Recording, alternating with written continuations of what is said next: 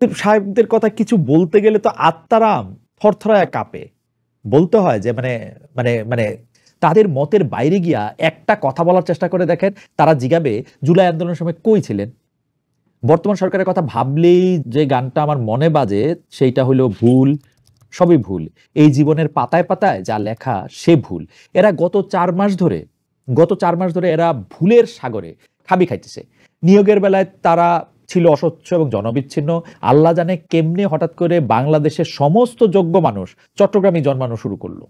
Police ফোর্সটা একটা ফাংশনাবল জায়গায় নিয়ে আসা, জুলাই আন্দোলনে আহতদের দ্রুত চিকিৎসা ব্যবস্থা করা, শ্রমিকদের অধিকার নিশ্চিত করা, জিনিসপত্রের দাম একটা সহনীয় পর্যায় পর্যন্ত নিয়ে আসার চেষ্টা করা, এরকম হাজারটা জরুরি কাজ পাশে ফেলে তারা সময় নষ্ট করছে কাগজ কলমের সংস্কার, জাতীয় সঙ্গীত, জাতীয় স্লোগান অথবা জাতীয় শোক দিবস ধরনের আজাইরা বিতর্কে। দায়িত্বে আসার 100 দিনের মাথায় ডক্টর ইউনূসের প্রেস সচিব তাদের বিভিন্ন কাজের একটা লিস্ট দিছিলেন, তার মধ্যে একটা ছিল জিরো করাপশন।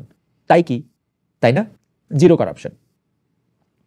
এই পয়েন্টটা আরেকবার চেক করবেন নাকি স্যারেরা? আপনাদের উপদেষ্টা ত্রাণের কম্বল বিলাইতে যায় হেলিকপ্টারে করে। হেলিকপ্টারে তেলের টাকা কই থেকে আসে? কল্লোল মোস্তফা তার ফেসবুক স্ট্যাটাসে লিখেছেন। উপদেষ্টা আসিফ উত্তরবঙ্গ সফর করবেন, ভালো কথা, কিন্তু জেলা থেকে উপজেলায় হেলিকপ্টারে করে যেতে হবে কেন? এখন কি উত্তরবঙ্গে বন্যা চলতেছে যে গাড়িতে যাওয়া যাবে না? তিনি গাড়ি বনাম হেলিকপ্টারে খরচের তুলনাও দিয়েছেন। হেলিকপ্টারে করে গেলে আধা ঘন্টায় পৌঁছানো যায়, আর খরচ হয় 40 থেকে 150 হাজার। গাড়িতে একই পথ যেতে লাগে 2 থেকে 3 ঘন্টা, আর খরচ হয় 4,200 থেকে 10,000 টাকা। কল্লোল মোস্তফা আরো বলতেছেন, সময়ই যদি বাঁচাতে হয় ঘুরে ঘুরে কম্বল দেওয়ার দরকারটা কি? পিক আপ করে পাঠাইলেই হয়, সময় এবং খরচ দুইটাই বাঁচে।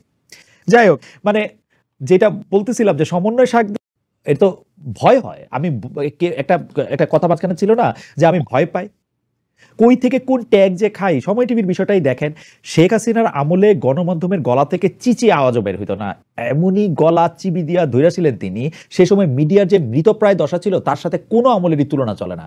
এমনকি এরশাদের সময়ও তারে নিয়ে বিভিন্ন রকমের কার্টুন দেখতাম আমরা, সংবাদপত্রে তার কবিতা নিয়ে হাসাহাসি করলেও প্রাণের ভয় ছিল না। হাসিনার আমলে কোন টেফও করার উপায় ছিল? মিডিয়ার প্রতিটা শাখা ছিল তার মাউথপিস, কেউ প্রাণের ভয়ে বাধ্য হয়ে চুপ থাকতো, আর সময় টিভির মতো প্রতিষ্ঠান মহা আনন্দে, মনের আনন্দে আবার পারপাস সার্ভ করেছে। তাদের অবস্থান ছিল বৈষম্য বিরোধী আন্দোলনের বিপক্ষে, কিন্তু তাদের বিরুদ্ধে অভিযোগ থাকলে সেইটা আইনের মাধ্যমে রিজলভ হবে। আমি এই ব্যাপারটা আসলে পরিষ্কার করি। আমি বারবার বলি যে শেখ হাসিনার আমলে শেখ হাসিনা তার প্রতিষ্ঠানগুলি ধ্বংস করছেন। সবচেয়ে বেশি প্রাতিষ্ঠানিকভাবে যেটা ধ্বংসপ্রাপ্ত হয়েছে সেটা হচ্ছে আমাদের মিডিয়া। মিডিয়াকে গলা চাইপা ধরা হয়েছে, মিডিয়াকে কথা বলতে দেওয়া হয় নাই, মিডিয়াকে বিভিন্ন জিনিস ফিট করা হয়েছে, খাওয়ানো হয়েছে। একটা পর্যায়ে গিয়ে তো মিডিয়াতে সংবাদপত্র দাঁড়াইছিলই হচ্ছে পদ্মা, মানে স্প্যান সাংবাদিকতা। সে আজকে পদ্মা সেতুর 1 নম্বর স্প্যানটা বসছে, কালকে 2 নম্বর স্প্যান বসছে। এছাড়া আপনারা কি খবরটা পাইছেন? জনপ্রিয় কথাই দাঁড়াইছিল যে বিটিভি হয়ে গেছে হচ্ছে বাতাবি লেবুর বাম্পার ফলনের একমাত্র খবর। কিন্তু ঘটনা হইতেছে এখনকার সরকারের ক্ষেত্রে কোনো মিডিয়ার বিরুদ্ধে কোনো অভিযোগ থাকলে সেটা আইনের মাধ্যমে রিজলভ হবে, সেটা আমাদের আশা। আমরা আমরা আমরা এটা পরিষ্কার করে বলতে চাই যে এটা অন্য কেউ গিয়ে এটা করবে, অন্য কেউ গিয়ে এটার মধ্যে একটা কথা বলবে, এটা ঠিক না।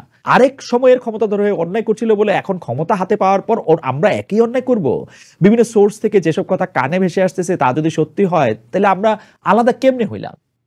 এই কথা যখন রেকর্ড করতেছি তখন আবার আমরা খেয়াল করলাম যে জনাব হাসনাত আব্দুল্লাহ কিছুক্ষণ আগে একটা সংবাদ বিজ্ঞপ্তির মাধ্যমে বলেছেন, তাকে কোট করি, সময় টেলিভিশনের 5 জন গণমাধ্যম কর্মীর আকস্মিক চাকরি হারানোর ঘটনাকে কেন্দ্র করে যেসব অভিযোগ আমার বিরুদ্ধে আনা হয়েছে তা অসত্য ও ষড়যন্ত্রমূলক। আমার ভাবমূর্তি ক্ষুণ্ণ করার চেষ্টা ছাড়া আর কোনো উদ্দেশ্য আছে বলে আমার মনে হয় না। কোটেশন শেষ। তিনি আরো জানিয়েছেন 17 ডিসেম্বর তিনি সময় টিভির এমডি হাসান সাহেবের অফিসে গেলেও মাত্র 30 মিনিট সেখানে তার সাথে আলাপ করে ফিরে আসেন।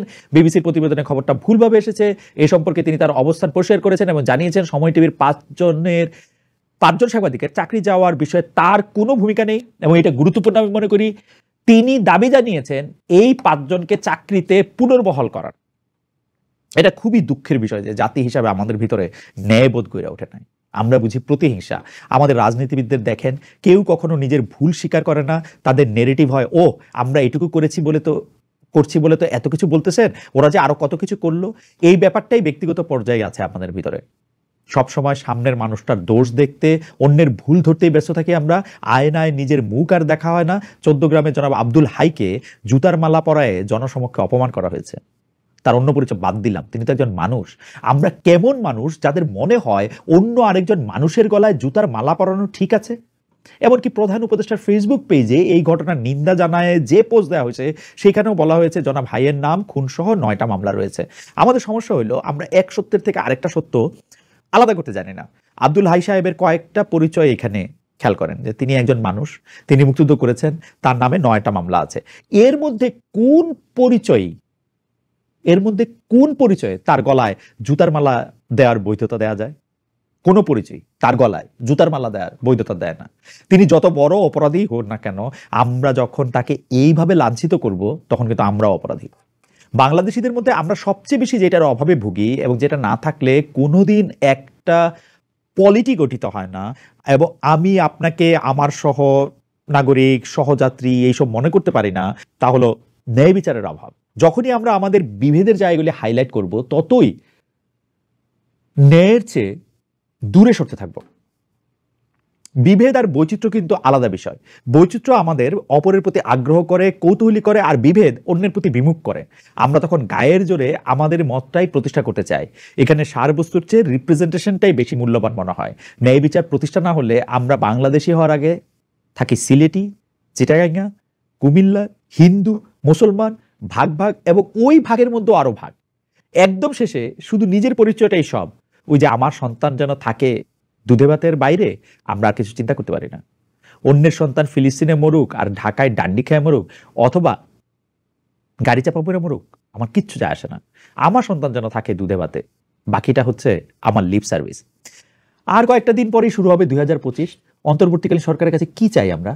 রাজনৈতিক সংস্কার, ঘুষ আদান প্রদানের সংস্কৃতির অবসান, শিক্ষা ব্যবস্থার পরিবর্তন, শাসন ব্যবস্থা প্রাতিষ্ঠানিক বিকেন্দ্রীকরণ। কিভাবে, কখন এবং এর কতটুকু সম্ভব? ডিজিটাল নিরাপত্তা আইন 2018 পরিবর্তে সাইবার সুরক্ষা অধ্যাদেশ 2024। ভিন্ন পাত্রে কি একই পানীয় আসছে? আশা করি বিস্তারিত আগামী পর্বে বলবো। বিদায়ের আগে সাইফ অরণ্যের লেখা একটা মন ভালো করা স্ট্যাটাস পরিচালন। আজ ভোরবেলা সাইকেল বের করতে গিয়ে দেখি ডান পাশের হ্যান্ডেল বারের সাথে রাবার ব্যান্ড দিয়ে একটা চিরকুট আটকে দেয়া। ভাবলাম বাড়িওয়ালা সাইকেলের বিরুদ্ধে কোনো নোটিশ দিল নাকি। খুলে দেখি এই লেখা, ভাইজান, আমার ছোট ছেলে আপনার সাইকেলের বেল ভেঙে ফেলেছে। আমি 7A-তে থাকি, দয়া করে যোগাযোগ করুন, ... বুরহান আল মাহমুদ। আল্লাহ আপনাকে ও আপনার পরিবারকে ভালো রাখুন। সব বাবা মায়েরা যদি এমন বিনয়ী হতো, তাহলে আমরা কত সুন্দর একটা জাতি হয়ে উঠতাম। কোটেশন শেষ। বুরহান আল মাহমুদ সাহেব যদি চাইতেন, কোনো দায়িত্ব না নিয়ে চলে যেতে পারতেন। সাইকেলের হ্যান্ডেল কে ভেঙেছে সাইফ অরণ্য সাহেব জানতেও পারতেন না। কিন্তু আরেকজনের অধিকার খর্ব না করার, তার প্রতি ইনসাফ করার এই যে ইচ্ছা, এরকম দেখার জন্যই আরেকটা সূর্যোদয় দেখতে ইচ্ছা করে। সবাই ভালো থাকবেন, আনন্দে থাকবেন, নিরাপদ থাকবেন। আবার দেখা হবে। ছুটিতে বাজনা বাজতেছে, ক্রিসমাস পার হয়ে গেল, মানুষের উঠানে জানালায় উৎসবের সাজ রয়ে গেছে, একটু শুধু জীর্ণ আর ক্লান্ত। মেলবোর্নে লুনারুশদির উল্টা দুনিয়ায় এখন গ্রীষ্মকাল দপদপ করে, কিন্তু সেখানেও ভর দুপুরে ঘুঘুর ডাকে অথবা গাছের গায়ে লাগানো লাল রাংতার উপরে রোদের ঝলকে একটা মেলা ভাঙা হাহাকার ঘুরতে থাকে। দিনগুলো ফুরাচ্ছে, আবার আরম্ভ হবে নতুন চক্র, নতুন ঘূর্ণন। তবুও যে কোনো শেষের কাছে এসে একটু তো থমকাতেই হয়। 80-র দশকে বড় হওয়া আমরা মধ্যবিত্ত বাংলাদেশিরা দুনিয়ার যেখানেই থাকি না কেন, ডিসেম্বর মাসটা আমাদের মনে পড়ে নেফথালিনের গন্ধে মোড়ানো নস্টালজিয়ার মতো। এই সময় সিন্দুক, ট্রাঙ্ক, কাঠ কিংবা স্টিলের আলমারির পেট থেকে বের হতো গত বছরে ভাঁজ করে তুলে রাখা উলের সোয়েটার, কান ঢাকা টুপি, শাল আর হাত মোজা। শীতের আগে কার্তিক অগ্রহায়ণ থেকে মা খালারা নিউ মার্কেটে ঘোরাঘুরি শুরু করতেন। পুরনো সোয়েটার থেকে খুলে নেওয়া লাল, নীল, হলুদ, সাদা, মেরুন উল বিক্রি হতো সেখানে, অনেক দরদাম করে, আর প্রায়ই হাসি মুখে ঠকে এসে আমাদের গলা, বুক, কোমরের মাপ নিতেন তারা। দুটি মাত্র কাটায় বোনা নতুন সোয়েটার উপহার পেতাম আমরা। কি সব দারুণ ডিজাইন, যেগুলো আবার পরের বছরই খুলে ফেলে একই উল দিয়ে নতুন বছরে আবার নতুন সোয়েটার। লাল রঙের ল্যাপ আর তাদের সাদা কভারগুলোকে সারাদিন রোদে ফেলে রেখে করকরে করে তোলা হতো। তারপর সন্ধ্যা জমাট বেঁধে রাতের দিকে রওনা দিত। বাইরে গাছের পাতায় হিম জমতে শুরু করতো, আর জানালার কাছে কুয়াশা। চিলের ডানা থেকে মুছে ফেলা জীবনানন্দ দাশের রোদের গন্ধ ঠিক তখনই লেপের কভারে আশ্রয় নিয়ে আমাদের গায়ে ছড়িয়ে যেত উষ্ণতা হয়ে। প্রাকৃতিক কারণে এই সময় আমরা একে অন্যের কাছাকাছি আসি। ডিসেম্বর মাসে দেখবেন সামনে সমানে বিয়ে করতেছে লোকজন। মেরিনা ইয়াসমিন তার ফেসবুক স্ট্যাটাসে লিখেছেন, বাংলায় যত বিবাহ করিয়াছে নারী ও নর, অর্ধেক তার ডিসেম্বরে, বাকিটা ঈদের পর। বিশ্বাস করতে ভালো লাগে যে এ সময় জগতের সকল প্রাণী একে অন্যের কাছে আশ্রয় খুঁজে পায়। গ্রামের বাড়ির নিভে যাওয়া মাটির চুলার ওমের ভিতরে দেখতাম বিড়াল ঘুমাচ্ছে গোল হয়ে, কখনো মুখে করে তার সদ্যজাত সন্তানকে নিয়ে এসে যত্ন করে রাখতো। ঢাকা শহরেও পাড়াতো বিড়ালেরা বারান্দার রেলিং টপকে মাঝে মাঝে ঘরের ভিতর জায়গা করে নিত। সেদিনও ফেসবুকে একটা ছবি ঘুরতে দেখলাম, সার বাঁধা চটের বস্তায় তৈরি বালিশের উপর ফুটপাতে কুকুর ঘুমাচ্ছে। পৃথিবীটা যেমন আছে তার থেকে আরেকটু সহনীয় করে তোলার চেষ্টা করতে হলে আসলে বিলিয়নিয়ার হওয়ার দরকার নাই। মনের ভিতর একটুখানি মমতাই যথেষ্ট। ছোটবেলায় ডিসেম্বর ছিল সবচেয়ে প্রিয় মাস, কারণ পরীক্ষা শেষ, নানাবাড়ি বা দাদাবাড়ি যাওয়ার প্রস্তুতি চলছে, সকালে কোদাল দিয়ে চারকোনা জায়গায় ঘাস পরিষ্কার করা, দুপুরে নেট টানানোর বাঁশ খুঁজে নিয়ে চাঁদা তুলে শাটল কিনে রাতে ব্যাডমিন্টন খেলতে নেমে পড়া, শুক্র শনিবারে পাড়া কাঁপানোর টেনিস বল ক্রিকেট তো আছেই, পৌষ মাঘের ফুলকপি, মটরশুঁটি, টমেটো, নতুন আলু, পালং শাক আর লাউ আমি চিরকাল ভালোবাসি। দাদাবাড়ি বেড়াতে যাওয়ার প্রসঙ্গে লুনারুশদের একটা লেখার অংশ বিশেষ পড়ি চলেন। লম্বা পথ পার হয়ে যখন গ্রামের বাড়ির উঠোনে পৌঁছতাম তখন সন্ধ্যা নামতেছে, মাটির চুলায় কয়লা আর লাকড়ির ধোয়া রান্না হইতেছে, পিঠা বানাইতেছে বুবু। আম্মা এর মধ্যে কাপড় বদলায় বুবু আর চাচি আম্মার সাথে রান্না করতে বসতো মাটির চুলায়। আমি ওদের সাথে বসে চুলার ভিতরে লাল লাল আগুন দেখতাম, বুবুর মুখের কুচকানো চামড়া